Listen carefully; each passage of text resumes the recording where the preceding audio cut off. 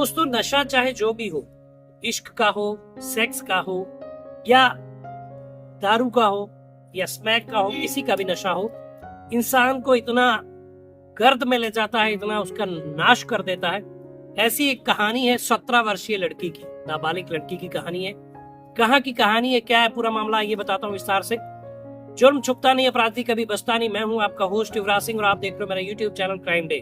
दोस्तों आशा करता हूँ आप लोग स्वस्थ होंगे, मस्त होंगे, अपनी लाइफ को एंजॉय करेंगे। दोस्तों कहानी है उत्तराखंड के रामनगर जगह की, जहां पे एक 17 वर्षीय लड़की है। वो घर से उसको फ्रीडम था, इधर उधर घूमने की काफी इजाजत थी। और जानते हैं कि नैनीताल साइड में, उत्तराखंड साइड में नशे का, स्मैक का काफी चीजें एक्टिव है, नशा होता है काफी, क्योंकि पर्यटक आते हैं, टूरिस्ट आते हैं, तो नशा मिलना आम हो जाता है। वहीं पे एक 17 वर्षीय लड़की जब घर से खूब उसको छूट है घूमने फिरने की दोस्तों के साथ, तो वो नशे की लत में आ जाती है, यानी कि वो स्मैक के नशे की लत में आती है। स्मैक इतना भयंकर नशा है, आप जानते हैं कि अगर आप उसको एक बार कर लेंगे तो दोबारा उसी टाइम आपको उसकी जरूरत लगेगी, बॉडी को उसकी नीड रहेगी। तो यही उसके साथ हुआ। अब इसको उस चीज की नीड होने लगी बार बार, लेकिन घर से इतने पैसे नहीं मिलते थे कि वो अपनी लत को काबू कर सके, कंट्रोल कर सके। उसको बार बार उसकी जरूरत पड़ती, तो इतने पैसे उसके पास होते नहीं थे।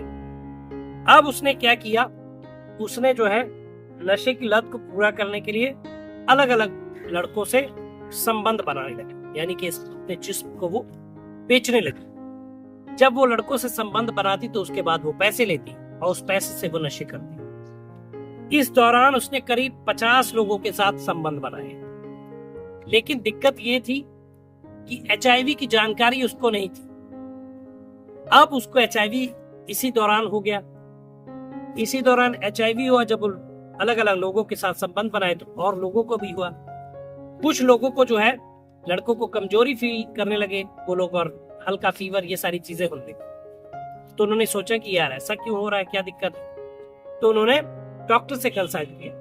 डॉक्टर ने जब टेस्ट किए तो उनकी आंखें फटी रह गई, क्योंकि वो HIV पॉजिटिव था।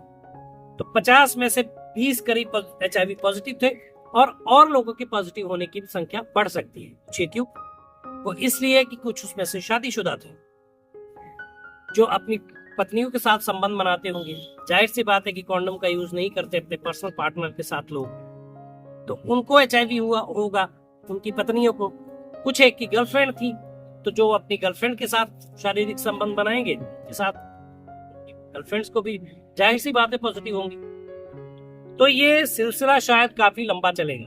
अब इसको कैसे कंट्रोल किया जाएगा? सारे लोग अगर जो न्यूज ये सुन रहे हैं, देख रहे हैं, तो वो डॉक्टर से कंसल्ट करें और अपना ट्रीटमेंट करवाएं, और फर्दर वो किसी के साथ बिना प्रोटेक्शन के सेक्स ना करें।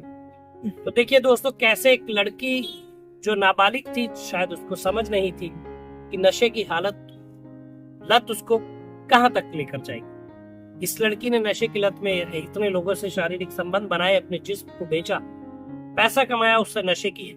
लेकिन अब ये ऐसी स्थिति में है कि इसको दवाई की जरूरत पड़ेगी, बहुत सारा लंबा ट्रीटमेंट चलेगा।